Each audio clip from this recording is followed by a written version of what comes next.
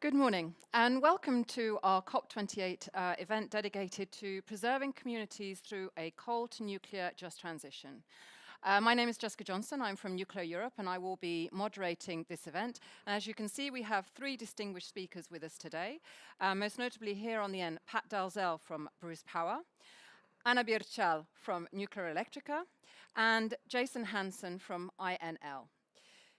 The coal to nuclear topic is really becoming a very, if I could call it a buzzword. I think within this just transition, within this notion of moving away from coal to other technologies, clearly nuclear has a role to play. And that's something that different parts of the world are looking at. And so today, I think I would like to start by inviting each of our speakers to make a short introductory statement, so they can just give us a bit of their perspective on this before we start heading into a panel discussion. So maybe, Pat, if I could start with you, could you give us a few first thoughts? Sure, absolutely, and happy to be here. Looking forward to the discussion. Just a little bit of background on Bruce Power. So Bruce Power, we are situated on the shores of Lake Huron in Ontario, Canada. And from this facility, we produce about 30% of Ontario's electricity. So we are one of the largest sites in the world with 8 CANDU reactors. We are a private sector operator in a P3 public-private partnership type structure where we operate and invest in the site, which is still publicly owned, to life extend the units and operate them out to the 2060s and beyond. In addition to producing a lot of clean electricity for the province of Ontario, we also are a hub of production for medical isotopes. In a number of years, we've been producing cobalt-60, which is a long-lived isotope used to sterilize all kinds of medical equipment, for example, and also used in a type of cancer treatment called the Gamma knife. Recently, we've started producing an isotope called lutetium-177, which is a medical isotope that's used to treat prostate cancer.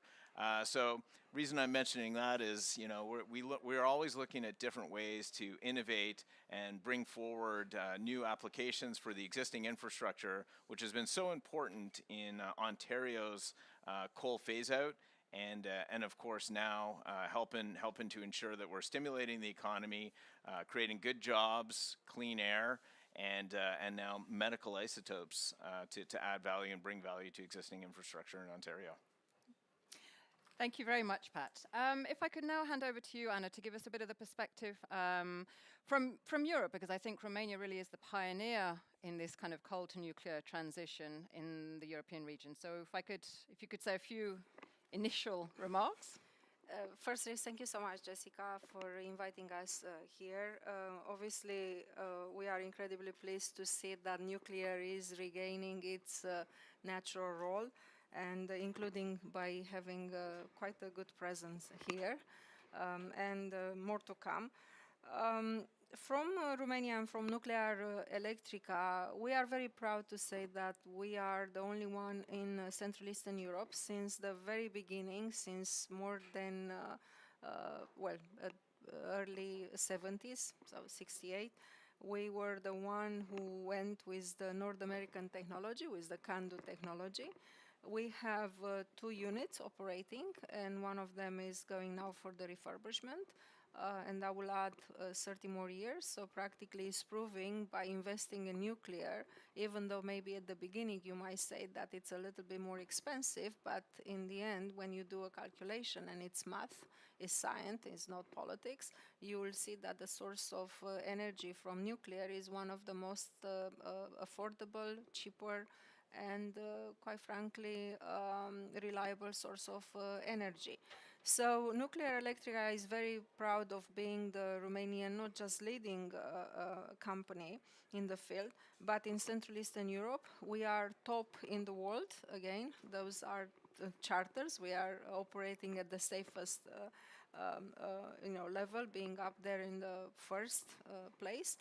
And now we are advancing and building 2 more units. And of course, we are at the forefront of having the deployment of SMRs in Europe.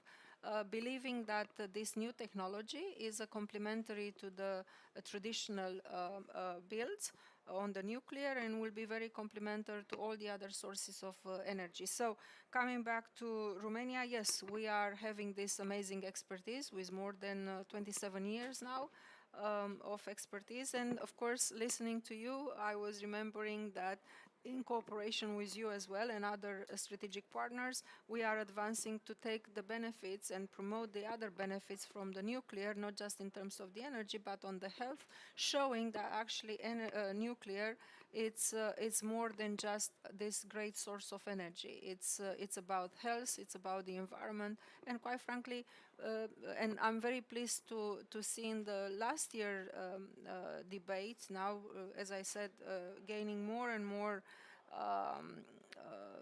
its role on the podium, that you cannot achieve the decarbonization goals without the nuclear. And I'm very, very happy, and by your personal efforts and Nuclear Europe, we've been pushing and getting people a little bit more, I wouldn't say educated, but at least showing what nuclear is about. But ending, I'm very, very proud that Nuclearelectrica is not just leading in Romania, but through Nuclearelectrica, practically with the 2 units that we have now, we are securing more than, nearly 20% of Romanians' sources of energy. And with the strategy that we have, where nuclear, on the energy, where nuclear is playing a leading role, as I said, with the 2 units being built with the refurbishment plus the SMRs, practically will not just secure the independence of Romania in terms of the energy, but we will be an exporter of energy security, because energy, in the end of the day, is not just a basic human rights, but it's a security matter as well. So we will be an exporter of energy security in our region and beyond, and quite frankly, giving our, and again, I'm not subjective, I'm very objective when it comes to the expertise and the leadership that Nuclearelectrica is having, including in terms of the workforce, because that's a very important aspect that we all need to take into consideration. We have all the ingredients and determination to be a hub, a regional hub on the energy, including on the supply chain and all the other benefits that you mentioned that are from nuclear. So again, very happy and proud to be here. Thank you very much, Anna. And indeed, you're quite right. More and more governments are recognizing the different benefits which nuclear can bring, I think, beyond the decarbonization. So maybe, Jason, if I could hand over to you quickly, so you could say a few words about your organization and your role in this transition from coal to nuclear. Yes, thank you, Jessica. And again, as other panelists have mentioned, appreciate the opportunity to talk about coal to nuclear transitions and the work that we're engaged in that topic. At Idaho National Laboratory, we're interested in finding solutions to problems that exist, that present themselves as part of the clean energy transition, and we're especially interested in finding solutions where nuclear energy can play a role in that, and other clean energy technologies.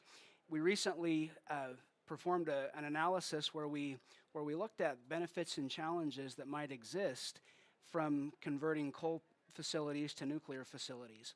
And one of the interesting things that we discovered out of that analysis is the important role that coal communities can play in a just energy transition. If you think about it, coal has been a major source of fueling the economies and the economic engines of our country and many other countries for a long time, and that has come from communities that are industrialized communities. These are communities that have an understanding of what it takes to have an industrial facility in your community. These are communities who depend on these industrial facilities for the local economic base of the region, and so that's an important element to consider as we think through as we think through what the transition might look like. It can be scary for some coal communities. They think about, their livelihood going away, and so as we consider that and we think about how nuclear can move in and continue to provide an economic engine for the region, those are important impacts to try to understand. And that's one of the things that we've been working on, especially, is understanding the broader impact to the regions where these coal transitions might take place. We're also interested in the cost savings that could result from from transitioning coal facilities to nuclear facilities, especially because of the fact that the infrastructure largely exists for connecting to the grid. Transmission capabilities are already present. You can repurpose much of that infrastructure. Not all of the infrastructure can be repurposed, but much of it can, and that creates cost savings on the nuclear construction costs. So between the impacts to the local communities and the region, between the economic potential that exists for utilities who engage in coal to nuclear transitions, we're interested in studying, and we've analyzed many of these scenarios and are interested in how coal transitions to nuclear can promote decarbonizing the economy and reaching the goals that we're all trying to attain. Thank you very much, Jason. I would like to maybe start with you with my first question. I mean, obviously, one of the most important things is the public acceptance around the development of these SMRs and how to bring those local communities on board. And very often we need to answer the question, what's in it for me? So could you maybe say a few words on what specifically, which benefits these technologies are going to bring to the local communities so that we can really make them feel that they're on board and that accepting this technology is going to bring them a benefit? That's a great question. Thank you. So in some of the public outreach that we've done where we have engaged with communities who are interested in these types of, in what a transition might look like for their community, often one of the first questions that's asked by people who work at the coal plant is, will I have a job at the nuclear plant? Will I be able to find employment there?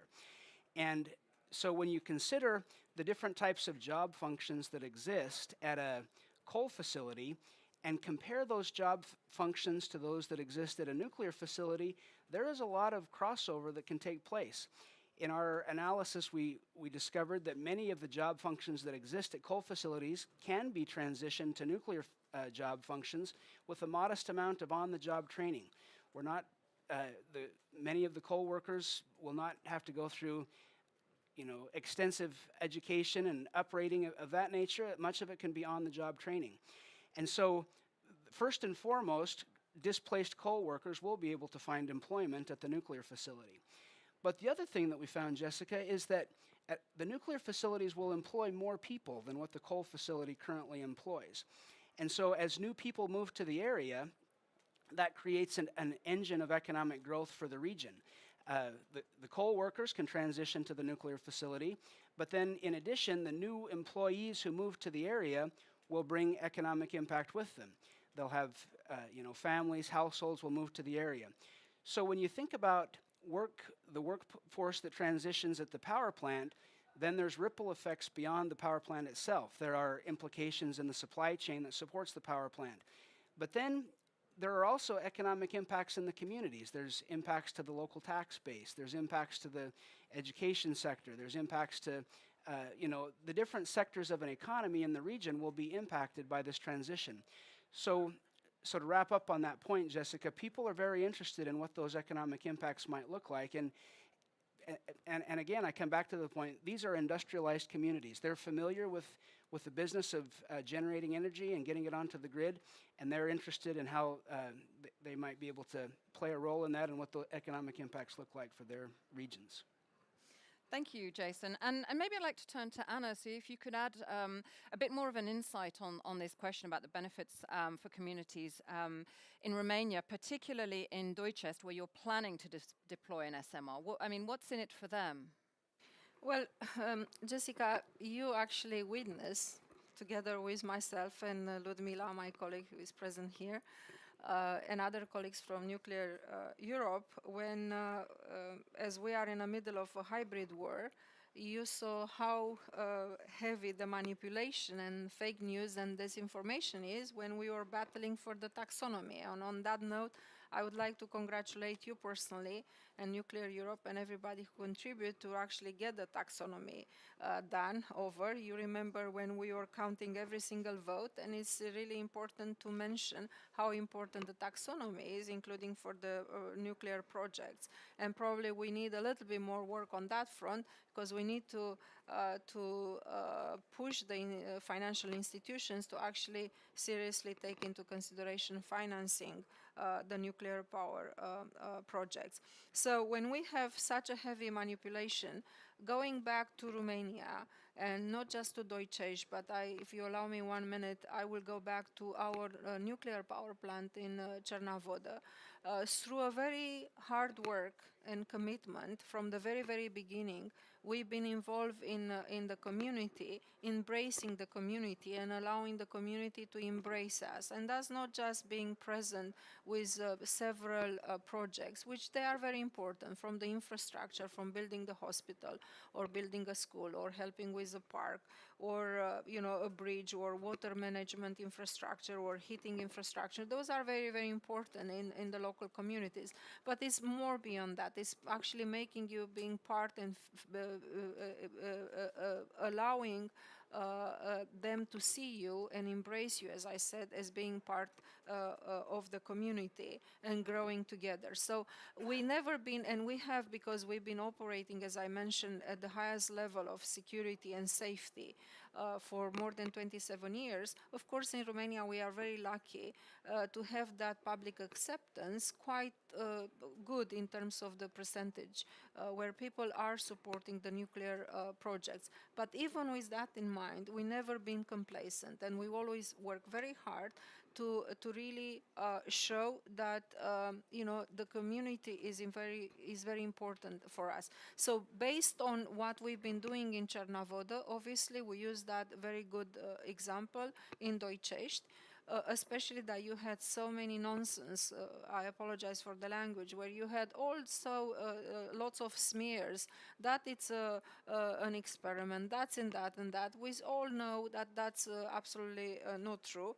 And this technology, the SMRs, they've been around for many, many years, and they will be helping very seriously and in a very meaningful way the energy objectives, and including the decarbonization. So practically, we've been in Deutsche, we've been present in just in the last year, for example, spending, I don't know, I give you a number, probably more than 500,000 euros in all the projects from an elderly care center, the school summer for children, the refurbishment of the church, the community park, as I said. But again, this is not just about those projects. It's about allowing the community to see that you are there for good. You will be there in on a medium to long-term basis, and you are going to grow older together, if I may speak this way. So in Černá-Voda, for example, in the last 4 years, and those are the numbers in one way, they are important to show by real facts, not just declaration, our commitment. We invested in more than 62 projects and more than 3 million euros in all those projects, and national-wide through Nucleos. We have a very good CSR platform. Ludmila is heavily involved in that, with more than 200 projects. So practically, we use every opportunity to be involved in the community and beyond Deutsche, but especially in Deutsche, because we wanted, as I said, it's just show that you will be not just going there and taking off. You practically are there showing the benefits, the real tangible benefits, and practically in the end of the day, the objective is to improve people's lives. And that's what we are doing, and not just in Deutsche, but in Černá-Voda as well, and through whole out to Romania. And again, I'm not trying to go on and on about the great experience we have, because we do have it. But if others that are listening to us, they would like to get in touch with us, and we can share from our experience, because as I said, we are unique in Central Eastern Europe, having this very good experience and being on such a good public acceptance, more than 80% public acceptance for nuclear. But yet, even with that, we are working every single day. Thank you very much, Anna. And indeed, you're right. I mean, we're seeing that in many European member states, there is significant increase in public acceptance for nuclear. And as you said, I mean, we worked very closely together. I mean, on the taxonomy, it really was a team effort and a win for the nuclear industry. But I think we do still have quite a bit more work to do, and I will give you one example. So we have won the taxonomy battle, but unfortunately there is a fund in Europe that is called the Just Transition Fund, and essentially that fund is in place to help certain European regions shift away from coal to decarbonized technologies. Unfortunately, for the time being, that fund currently excludes money being used for nuclear power. But we hope that as things progress and as we're starting to see the real value of SMRs in that coal to clean energy transition, the EU will also take on board this change in public acceptance and this recognition of the value of nuclear, and be a bit more pragmatic in its approach with such funds. But I think in this respect, I think it would be good to hear from you, Pat, about the role that the nuclear industry played in Ontario in terms of achieving the coal phase out in 2014. And could you maybe share with us a bit the work that Bruce Power undertook in order to help shut down coal plants in the region? Yeah, sure. Happy to. Obviously, it's one of the things that we're most proud of. And I mentioned before that we're one of the largest nuclear facilities in the world. We have 2 stations, Bruce A, Bruce B, each with 4 CANDU reactors. In the 90s, Ontario made a decision to shut down Bruce A, which is the older of the 2 stations. And as a result of that, what we saw is a ramp up of coal production in the province of Ontario. By 2005, and I'll just give you a little personal story, I moved to Toronto, which is the large city center closest to where the nuclear fleet is in Ontario. I moved to Toronto in the early 2000s, and I'd moved from Montreal, which is located in a province that has a lot of hydro production, very little in terms of emissions intensive generation. And when I moved to Toronto, I noticed something on hot summer days. I'd look up at the sky and it was just a weird orange cloud in the sky every day of the summer. I didn't know what it was. When you'd leave the city, you'd see a dome over Toronto. Smog days.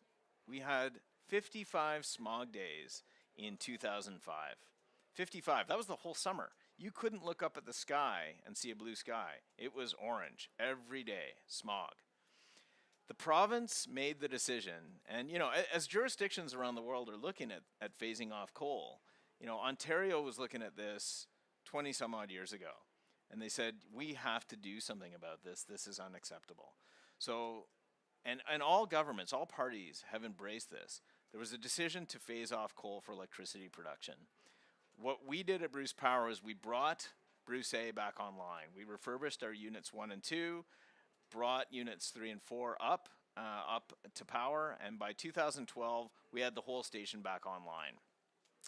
That provided about 70% of the incremental energy needed to phase off coal in the province.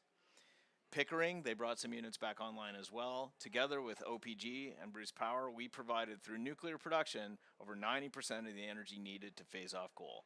By 2014, we burned our last piece of coal to produce electricity in the province of Ontario. And since then, there has not been a single smog day in Toronto. Not a single one. Now, you look up at the sky on a hot, sunny day in Toronto, and it is blue. It is a night and day difference. I've witnessed it. I didn't even know what was happening at the time. I wasn't involved in nuclear. I wasn't involved in electricity. All I knew was the sky was disgusting. And we turned it from orange to blue within a matter of under 15 years. How? With renewables as well, but largely on the back of nuclear production. And it was a successful transition, right? We, our station alone, just through normal operations, creates over 22,000 direct and indirect jobs. Now, as we look to extend the benefits of the site in terms of clean electricity production, we're investing in life extending the units so that we can produce electricity there for another 50 years, making sure that we don't return to those orange skies, keeping smog days down, keeping GHG emissions down. We're creating an incremental 5,000 jobs on top of what we were already talking about. So it's stimulating the economy, it's creating good jobs, which is of course a big concern, and ultimately it's having a real impact. So I know there's always going to be some concern around, well, if we shut down coal, where are the jobs going to go? What are we going to do? We've demonstrated that it's doable in Ontario, and we can do it in an affordable way. It doesn't have to be a science experiment. It can be done. We've proven it works. And then we talked a little bit about support of local communities. Nuclear communities tend to be the most supportive communities of nuclear, right? You talked about over 80% support. We see the same thing in Ontario. Our host communities in Grey Bruce and Huron counties are some of the most supportive communities in the world. And as we look at Ontario, we do have north of 80% support for what we're doing now, which is what's allowing us to start moving forward with looking at SMRs. OPG's looking at SMRs at the Darlington site. We're looking at building up to the options of building up to 4,800 megawatts of new electricity production from our site. We have the social license. How? By taking action, making it happen in a way that drives the economy and a way that you can tangibly see the difference that it makes, right? Orange skies to blue skies. It's doable. You can count on this technology to provide results and create good jobs and drive the economy. Thank you, Pat. I mean, I have a follow-up question for you, but I also want to see if there's anyone in the audience who has any pressing question they would like to ask. If you do, feel free to just raise your hand, and I'll keep sort of looking that way, just to keep an eye on that. But please, this shouldn't just be about a panel between us. I think if we can integrate you into the conversation, I think that would be very useful as well. But maybe, Pat, my follow-up question, we have one? Perfect. There's a microphone just there. Oh, thank you. Hi, Tej Gita from GHD, and I'm going to respond to Patrick's comment because I live in Ontario too, and I saw those orange skies turn to blue, and that's fantastic. And I'm going to ask maybe, I don't know if this is a provocative question or not, but I take the metro in here to COP every day, and I go through some pretty dim skies here. What do you imagine, I guess, as a panel, the impact of nuclear could be here in order to remove some of the emissions that we're seeing and the natural gas emissions that we're seeing from combustion for electricity production in places like UAE? Good question. Who would like to tackle that one? Maybe I'll start. And I can't speak to really the supply mix here in UAE. I'm certainly not an expert here. What I do know is there has been some move to build nuclear in the area. And obviously, the more you look to nuclear, the cleaner your grid, right? And we know that. What we've come from in terms of the emissions intensity in the Ontario grid is world leading. We've got now one of the cleanest grids around the world. And how? By leaning on nuclear. So when we say that nuclear's got to be part of the solution in terms of fighting climate change, I think those facts are undeniable at this point, right? There's less and less of an argument, and I think that's what we're seeing here at COP, right? The nuclear industry a few years ago, I don't even think was part of the COP process. Now here we are, huge representation from countries all around the world. 20 plus nations just signed on to a treaty to essentially drive towards tripling nuclear production globally. That's huge. What a difference that's made. The industries did the same. Subnational are signing on to similar commitments. Nuclear is going to be the solution to fighting climate change in partnership with others, but you can't do it without nuclear. And I think the world's accepting that. I know the UAE is seeing it that way. Obviously, it can have an impact. We've demonstrated it in Ontario, and I think we're going to see that around the world as we take steps to increase the nuclear capacity globally. Please, Anna. Obviously, I'm not going to speak on behalf of any particular countries, but on what we know in Romania. And following on what you're saying, and as I was mentioning in my opening statement, I'm incredibly pleased to see that nuclear is regaining its role, including and presence, including at COP. And I can witness even since last year. I mean, even last year was a presence, but this year is an increased presence, and I'm expecting that next year to be even a bigger presence, and so on and so forth, because, nuclear is not anymore the bow in the room. It's actually recognized now as being not just a reliable, cheap, affordable source of and sustainable source of energy. But as you rightly said, and everybody is mentioning, that you cannot achieve the decarbonization goals without the nuclear being a major part of it. But I know that in the region there are significant steps in recognizing the benefits from the nuclear. In Romania, for example, there are from our Cernavodă power plant recognizing the excellent training that we have, because I should mention that we are again among the leading in our region and in Europe, that we have a very good university specializing, including on the nuclear, having even a master in nuclear, and that's been going on for many years. It's not just being set since a few years. It's been going on for very decades now.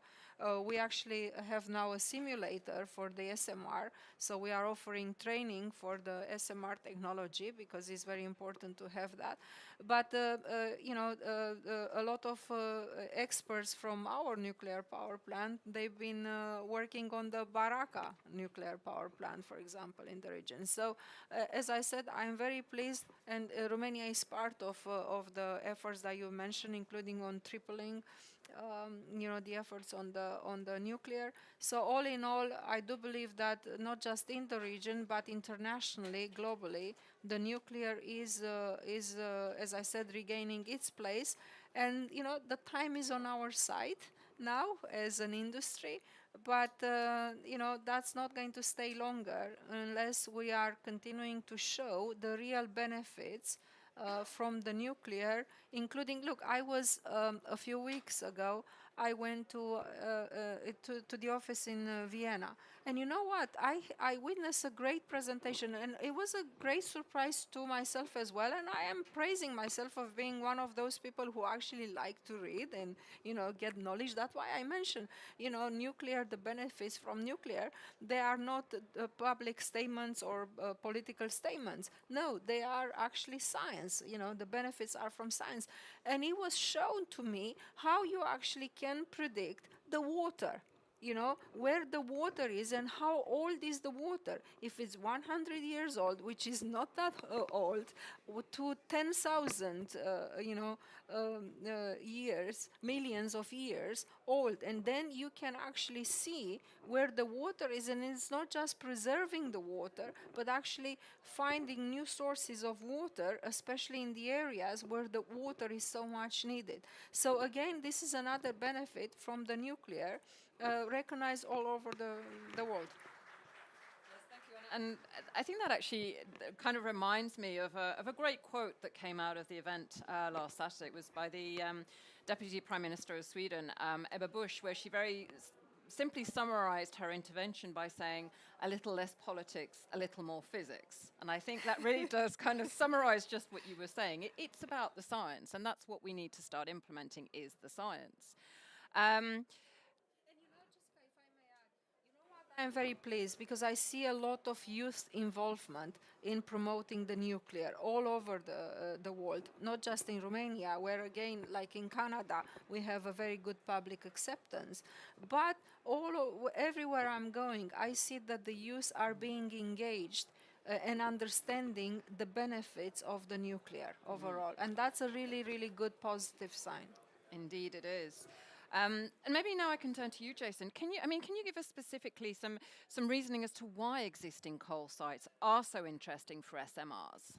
Yeah, absolutely. So in our study that we looked at, if you think about where coal sites are located, traditionally these are located in rural locations across the country.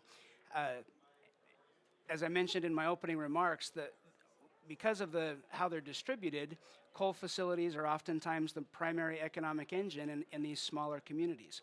So thinking about why are coal facilities good locations, in addition to the fact that you've got an industrialized workforce on site that you can leverage, you also have infrastructure available there. The access to transmission already exists. So you have the ability to repurpose the site, get electrons onto the grid with infrastructure that already exists. So you're taking advantage of the fact that you've got physical infrastructure, but you also have human capital infrastructure of the people that are located there. Jessica, I want to come back just a moment to the question about the orange skies and how nuclear can play a role in helping them become blue. So if I think about a community or a country who currently has coal in their asset portfolio, but they don't have nuclear, and they think to themselves, well, how are we going to establish a supply chain to support nuclear? That can seem like an overwhelming, a daunting task. But when you break it down and you recognize that the people who work in the supply chains that support the natural gas industry, people who work in the supply chains that support the coal industry, those are job functions that the nuclear industry needs as well. So it's not a matter of building up a new nuclear supply chain from the ground up. It's a matter of leveraging the supply chains that exist today to be able to convert them, to leverage those workforces and the capabilities that already exist to be able to get that desired end state of blue skies as opposed to the orange skies. So these small rural communities where coal facilities are distributed because of the human capital and the physical capital that exists in those places make them, in many cases, ideal locations for siting nuclear plants there. Not every coal community will be viable for a nuclear power plant. There are siting characteristics that come into play. There are limitations, seismic features of the region, etc. There are many different attributes that have to be vetted against. But once those are passed, then you can look at the fact that the infrastructure that exists is worthwhile for repurposing and enabling the nuclear supply chains and the nuclear industry, and ultimately that point of the blue skies to exist. So that's my answer on why I think that these coal sites are good locations for repurposing nuclear. Yes, thank you. And you mentioned one important point there is also about being able to utilize the existing local supply chain. I think that's also a very key point in all of this discussion. But I turn now to the audience because I see we have one question. I think if we could pass the mic. Thank you. Good morning, Henri Payet from IAEA. Yesterday morning we had an event here on the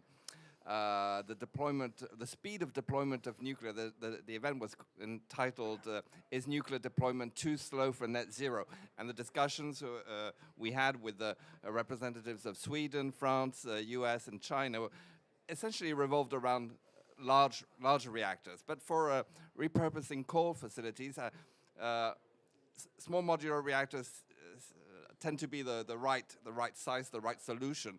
So could I ask the panelists how fast SMRs could be deployed to replace those coal-fired plants in those communities, or could large reactors, in some cases, be a solution as well because the technology exists?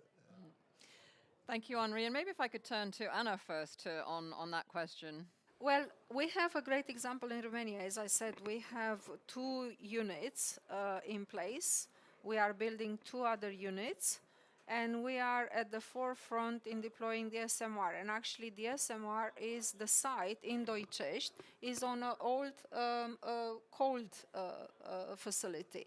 So we are very advanced in all getting the permitting, all the work that needed to be done according to a strategy and the phases of the project.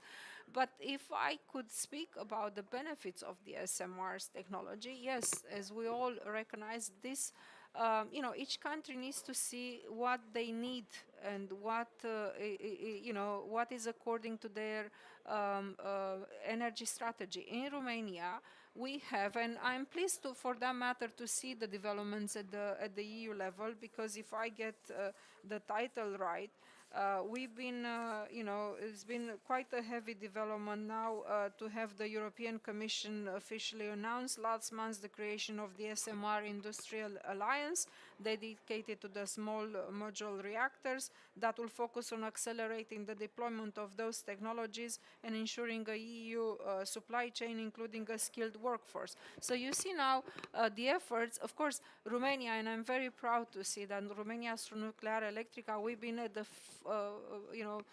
very advanced, forefront in deploying the SMR, complementary to our traditional builds of those 2 units added to the 2 existing ones. But again, you got to have each country knowing what it is needed, including in terms of the energy mix. And that's why I'm very pleased now, including at the EU level, to see that is now allowed to the member states to decide the energy mix for according to the realities on the ground. But in the country, in the case of my country, yes, we do. We are complementary, having the two builds with the SMR because the benefits are very real. But again, Romania having this very huge, rich experience and expertise, we have a very good regulatory body. You need to have that. CENECAN, our regulatory body in nuclear, has a huge expertise. And you know what? I'm not trying to promote them here, but again, we are very ready to share from our experience in the region and beyond, because the regulation is very important. That will speed, to answer to your question, having a good regulatory body will speed up the process in deployment as well. But I do believe that all the efforts needs to be done in terms of having a full-scale, speedy deployment of the SMRs. Yeah, thank you, Anna. Maybe I can turn to you, Pat, for your thoughts on this. Yeah, and I do want to echo what Anna was saying about the regulatory process. We have to make sure that new nuclear, expansion of nuclear, all of this gets prioritized from a regulatory perspective. You know, regulatory tends to be a two-edged sword, right? We need strong regulators to help ensure the safety and performance of our units, to make sure that we maintain public acceptance. Same time, when it comes to new permitting and moving through regulatory processes to get stuff built, we need to make sure that we find ways that we can build out these new clean megawatts in a way that enables us to achieve our climate change goals in 2050. So I think that some prioritization has to take place. That's a key issue. I think now, ever since you mentioned that quote, I've got Elvis going in my head, a little less conversation, a little more action, right? That's kind of where that was kind of taken from. And I think that's really important from our perspective, the nuclear industry, right? Taking action, moving things forward. There's been discussion anyway from a Canadian perspective that, you know, Canada and Ontario are taking a leadership role on the nuclear front. And I'm a believer in that. And the reason is that we are taking action, you know? If we weren't life extending 10 units in Ontario right now, we'd be shutting them down over the next few years. Those are new clean megawatts. As we invest in our site, you know, when we signed our deal with the province back in 2015, our nameplate capacity was 6,300 megawatts. Large, right? But since that time, since 2015, our nameplate is now 6,550. Just by optimizing the assets, getting new clean megawatts, by investing and modernizing our systems and finding efficiencies in them. We have a project called Project 2030. We aim to, by year 2030, be north of 7 gigs. That's like building a whole new unit on our site just by finding efficiencies and optimizing the site. Now we're conducting an RFI to find the next option to potentially develop at our site. At Darlington and OPG, they're supposed to have an SMR online by 2029, right? The province is taking action, moving forward with projects, bringing new clean megawatts online, and that's the real key. Can we build it all? You know, like we have a report out of Ontario called the Pathways to Decarbonization, which essentially looks at what the Ontario electricity system would have to do over the next 26 years to hit decarbonization targets, to have a net zero grid by 2050. And it essentially says you have to double the electricity system. You have to build 18 gigs of new nuclear capacity in the province is one of the key issues. Can we get there by 2050? We'd sure like to try. The only way you get there is by taking the next step, doing that next incremental megawatt, investing in the efficiencies, doing the permitting for new sites, finding opportunities to build SMRs, and then continuing to explore and develop that. It all comes from long-term planning and option development. If you don't start moving forward, you never get to your target. You have to start aligning interests, plan for the long term, align with all levels of government and the regulators to make sure we all are pointed in the right direction. And I think that's how you get new nuclear online in a time that actually has an impact on climate change. And if I could that because along with the skilled and very, very good regulator, you will need the supply chain, a very experienced and competitive supply chain. But again, on top of that, you will always need the human resources. So don't lose sight of investing in the human resources, and that's why I've been mentioning several times how important it is to have a very good university, a good faculty that is specializing on the nuclear, because the nuclear skills is, and you know, investing anyway, in generally speaking, investing in human resources is taking, you know, it's an investment, it's taking a few years, but especially on the nuclear. So to have a skill network of engineering universities, I think that will be, again, if I could call it, a very good supply chain of the expertise in terms of the human resources, because that will assure a very good deployment and fast track deployment of the SMRs as well when you are having that skilled, because you know safety, it's up here. You know, it's something that nobody will ever compromise when it comes to the safety and the security.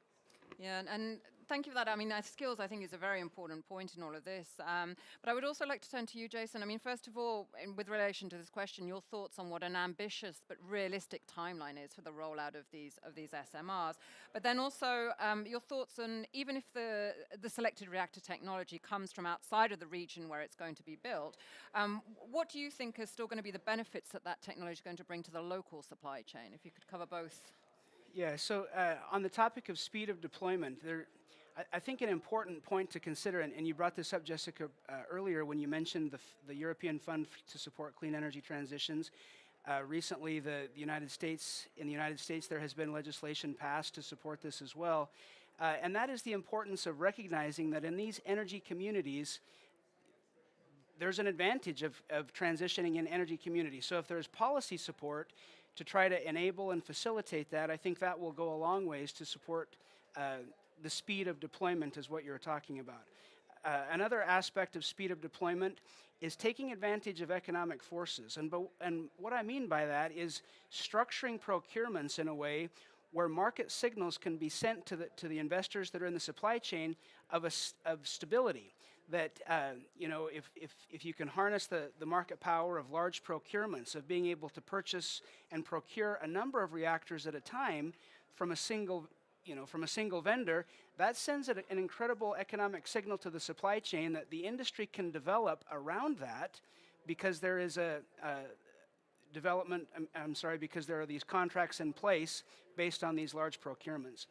Jessica, to your second point about what it means for supply chains, even in the case where the supply chains might exist outside of the region, I'm thinking about the coal communities that exist and the opportunity for growth that exists in those communities. This is a chance for communities to be proactive in the clean energy transition and invite industry to their region. Today, it might be the case that the supply chains don't exist directly in the region where the coal to nuclear transition might take place, but that's not to say that economic development and others who work in that area could not invite those supply chains to locate regionally. And by locating those supply chains regionally, you have the advantage to accelerate even further the economic development and growth that will go along with the transitions.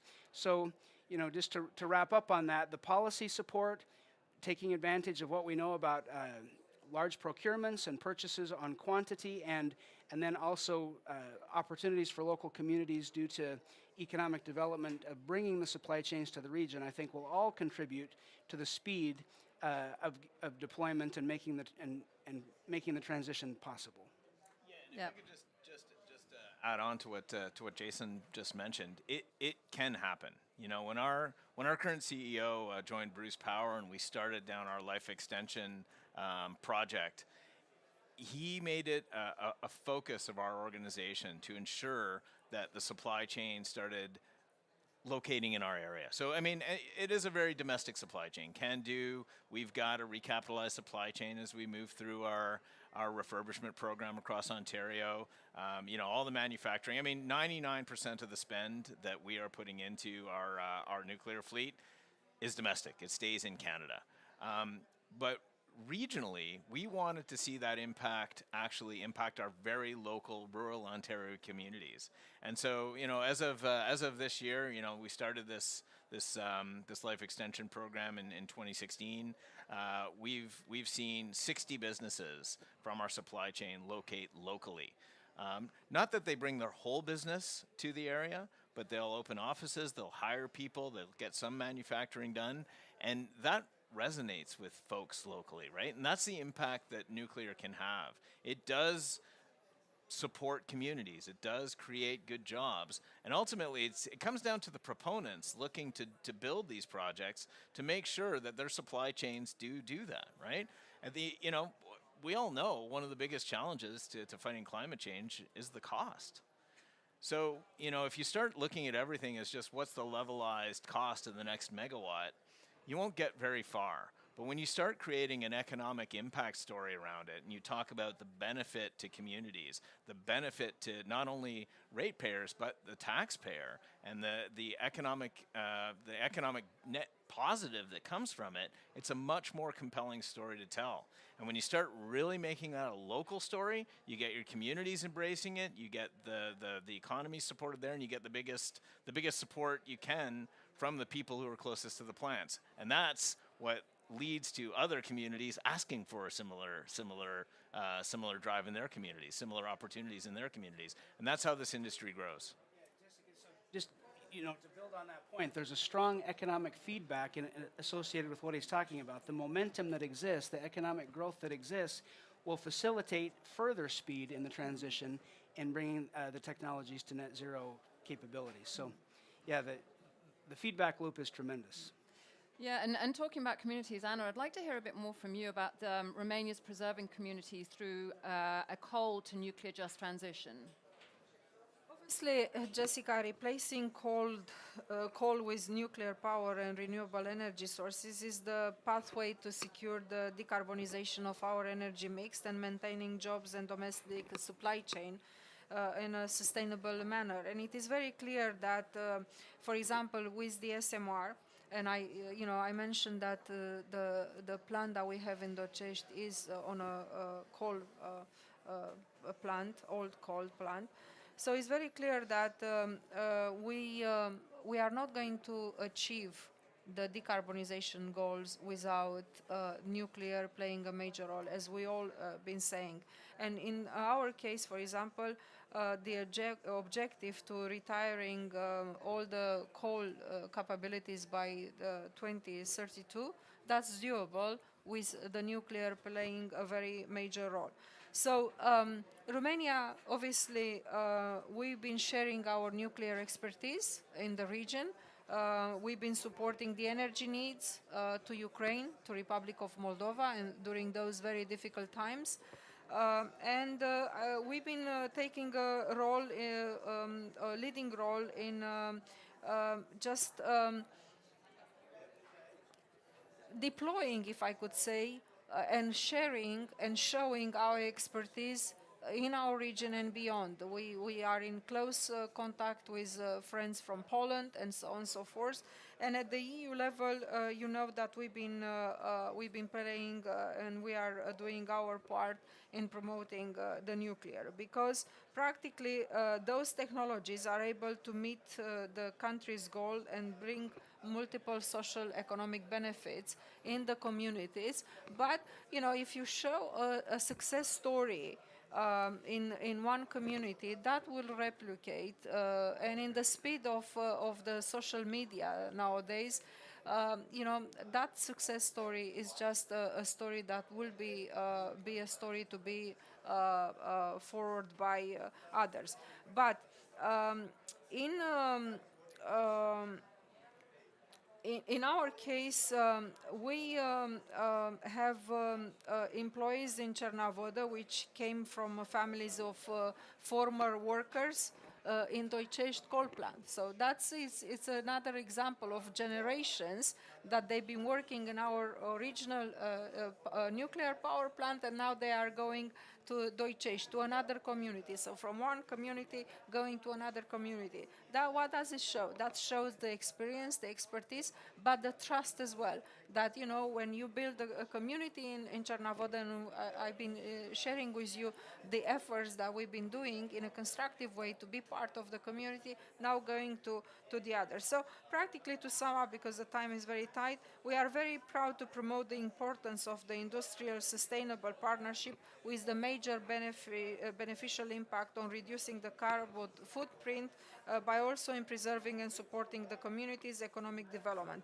And areas with SMRs will become, in our opinion, industrial hubs for years to come. And that's, again, you know, mark my word, this is not just a declaration, it's actually action. Because, you know, in nuclear, you prepare for long-term planning, and you need long-term planning, but I will add the word strategic, because nuclear, it is a matter of security and strategy, and if you get your strategy right, you will see the benefits. That in the case of Romania, which is a success story in terms of the nuclear. Thank you, Anna. And if we have 1 minute, could you, I mean, maybe Pat, as a concluding remark, coal to nuclear transition, what would you see as the one challenge and the one opportunity? I think at the end of the day, the biggest challenge is going to be making sure that that we get the political will to do what we got to do. You know, the election cycle doesn't align with the long-term view of nuclear. We have to make sure that we continue to maintain support from the left and from the right to make things happen. And I think in places where we've had great success stories, we can do that. And that's where we have to keep our foot on the pedal and make sure that we continue to highlight the benefits and opportunities of supporting our nuclear fleet. Thank you, Pat. Anna, same question to you. One challenge, one opportunity. Well, in the case of Romania, we have that public support and the political will. In fact, actually, we've been passed through both the government and the parliament with the support of the presidency and the president to have the nuclear being supported on a long-term strategy.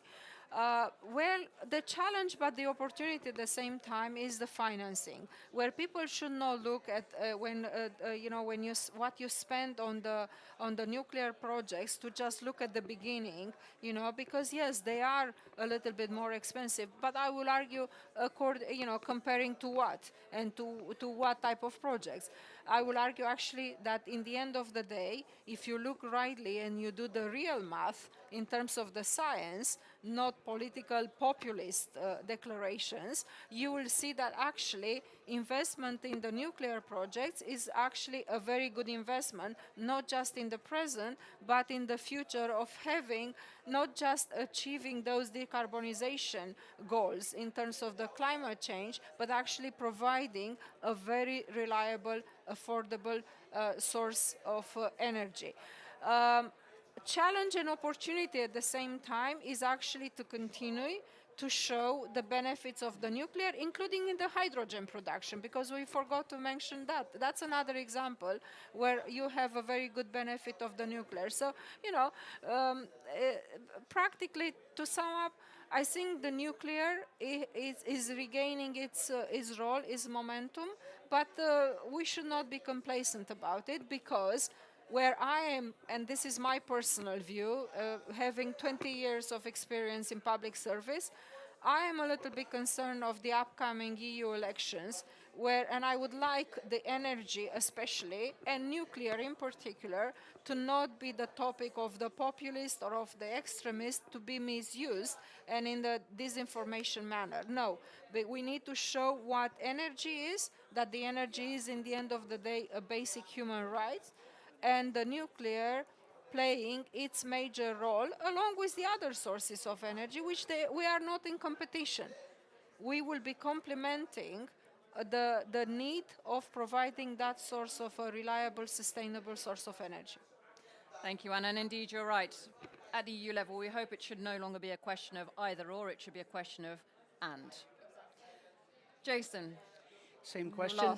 Same question. One challenge, one opportunity. I think from my perspective, the one challenge is also the same as the opportunity, and that is the political will. The challenge has been adequately described.